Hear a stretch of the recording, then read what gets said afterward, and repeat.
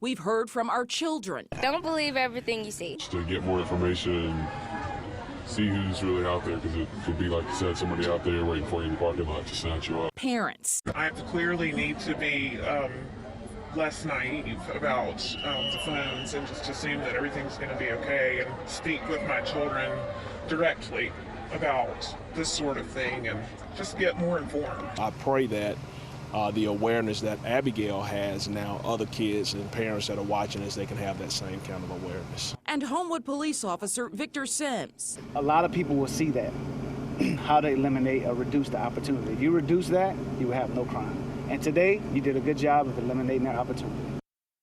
It has been an eye-opening week for me as a parent. As part of our social media week, we've seen local sting operations with police locking up people using the internet to victimize our children. And we've also seen what could happen when our children have a social media life that we are unaware of. Tonight, we're giving parents an edge, empowering them with resources to be smart about preventing dangerous digital connections in their home. When it comes to digital and mobile devices, teens and tweens have no problem keeping up. I'll check my Instagram, Snapchat, Kik, Twitter, Tumblr, Vine. But parents are another story. In my research for this story, I came across moms and dads, even grandparents, just trying to keep up. Their eyes glued to the screen in this library and on the stage at this church, where presenters taught the importance of social media and internet safety. It's information parents are desperate to find in one place. It's a real need for parents because a lot of them either assume the kids know what they're doing or don't have time to think about it or don't want to worry about it. Andy Wilbanks is the youth ministry leader at Hunter Street Baptist Church, where they brought in national speakers to address local parents about a global issue. It's come to the point where parents just have this question really of what do I do now? And here's what's interesting. That's going to change tomorrow. That's why there's so much trouble that we see. This digital citizenship workshop at Simmons Middle School is a 2-hour crash course for parents to make sure their middle schoolers do the right thing with those devices. We really don't know what they were doing on the phones, and that's one thing we're trying to, and the iPads, we're trying to keep the parents up to date exactly to how things work, because when you put a device in a child's hand, you need to know how it works. The National Center for Missing and Exploited Children found most sextortion cases occurred via texting and social media apps. And sometimes the digital dangers are self-inflicted, like what happened in Cannon City, Colorado this month, where children exchanged hundreds of nude selfies hidden in a secret app on their cell phones.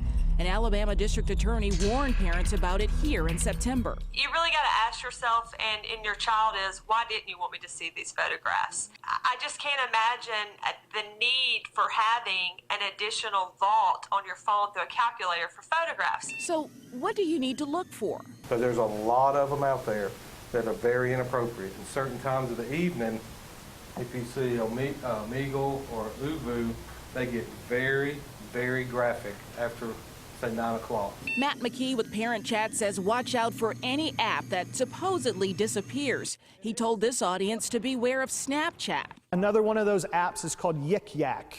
Okay, so you have Snapchat. Yik Yak is another one. So if you go home tonight and you see Yik Yak on your student's device, that is another app where things vanish. He also says pay attention to secret vault apps like Poof and My Calculator Plus, as well as dating and hookup apps that use your location, like Tinder, Blender, and Down. Parents should watch for video messaging apps like Kik Messenger, and he cautions against an app called Whisper. Whisper also has a location feature. So I can see, all these different people, and people are using it even though it's anonymous, to then pose as different people, and they're showing up, and that's how abductions and some other stuff are happening. Meaning those scenarios we first presented to you earlier this week on WIAT and our social experiment could really happen. Now, WIAT.com has been running a web poll all week asking parents, do you worry about technology and the safety of your child? 89% of those who've responded so far tell us yes, they do. You can go online right now and give us your response to that question and post your questions on WIAT 42 Facebook.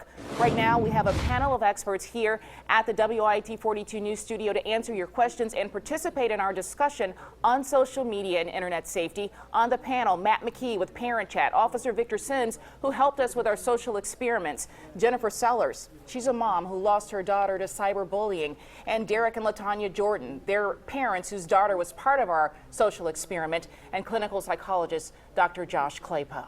Great information. If you're just catching up on that, all of our reports right now at WIAT.com. Great information.